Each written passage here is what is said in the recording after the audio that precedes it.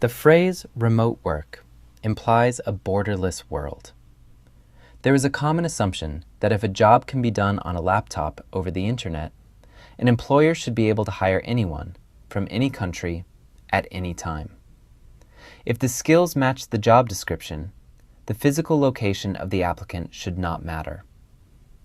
But in global corporate hiring, a laptop and an internet connection are the last requirements, not the first. In reality, organizations limit where they hire long before they evaluate who they hire. The completely borderless workplace is an operational myth. When a company posts a remote position, they are not opening their application pool to the entire planet. They are opening it to a pre-approved list of legal jurisdictions. Understanding why this happens requires looking at the hidden architecture of international employment. For international applicants, recognizing this distinction is critical for understanding the modern hiring funnel. Applying for remote roles without knowing how global companies choose their hiring geography often leads to significant friction. Many candidates spend hours tailoring resumes and tracking down open roles, only to face immediate automated rejections.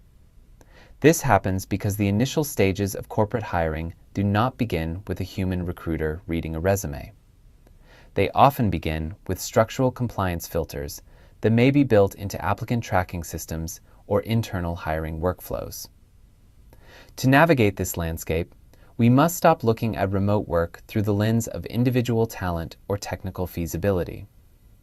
Instead, we have to look at it through the lens of corporate infrastructure, regional risk mitigation, and international tax frameworks. The first of these frameworks dictates exactly how a worker is legally recognized. The primary barrier to borderless hiring is local employment law and the legal necessity of worker classification.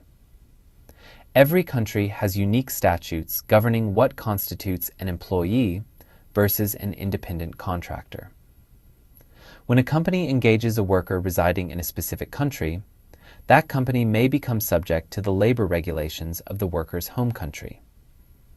If an employer wants to hire a traditional full-time employee globally, they cannot simply issue a contract written under their own local laws. They must adapt to the legal environment where the worker maintains their residency. This can require adapting to mandatory local notice periods, severance structures, statutory holidays, and local labor dispute mechanisms. Furthermore, countries maintain strict guidelines against worker misclassification. An employer cannot reliably bypass local labor laws by simply labeling a full-time international worker as an independent contractor. If local tax authorities determine that a contractor functions operationally like a full-time employee, the company may face regulatory scrutiny.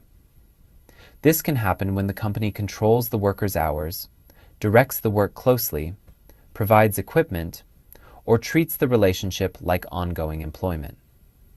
If reclassified by a local government, the employer can face legal, tax, or administrative concerns.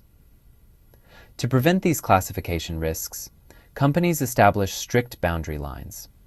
They explicitly state that they only hire in specific countries where they already have established legal entities or approved compliance frameworks. This legal boundary naturally leads to the next major constraint: financial infrastructure.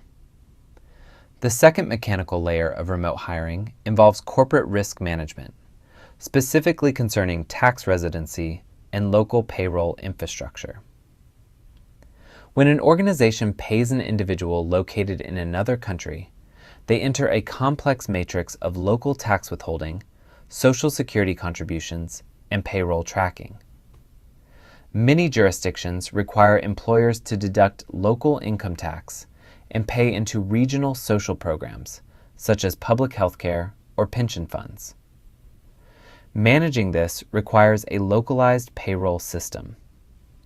If a company does not have a registered corporate entity in the applicant's country, they generally cannot run payroll there.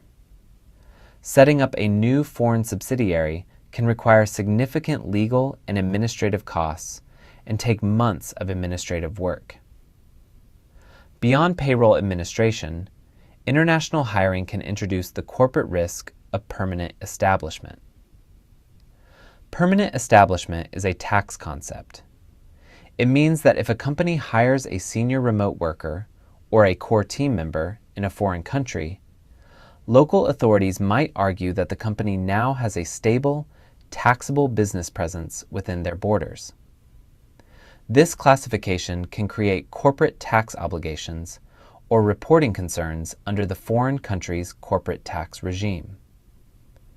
To mitigate these financial exposures, corporate compliance teams build hard location filters into their initial application processes. The system filters applicants based on physical residency before any technical skills are ever evaluated. To see how these two systems interact in practice, we can look at a standard operational scenario. Consider a mid-sized software company based in Germany. They need to scale their engineering team and post a fully remote software engineer role. An exceptional engineer applies from Brazil. This applicant has a flawless portfolio, matches every technical requirement, and possesses excellent communication skills. On merit alone, they are the ideal candidate for the position. However, the German company does not have a legal business entity registered in Brazil. They do not have a Brazilian payroll provider, and their corporate compliance team has not vetted Brazilian labor laws. To hire this engineer legally as an employee, the company would have to engage legal counsel, register with local tax authorities, and adapt to regional statutory benefit structures. The total cost, time, and administrative overhead of setting up this pipeline would far exceed the budget allocated for the engineering role itself.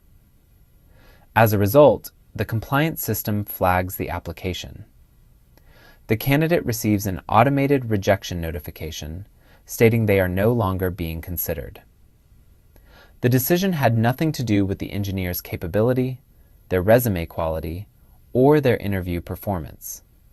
It was a purely structural rejection based on geographic non-compliance and the lack of existing local infrastructure.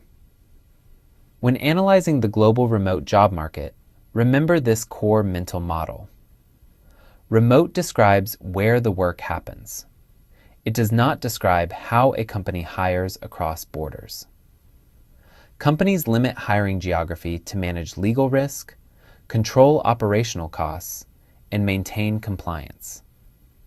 Location-eligible hiring is a corporate decision made upstream, long before candidate evaluation begins.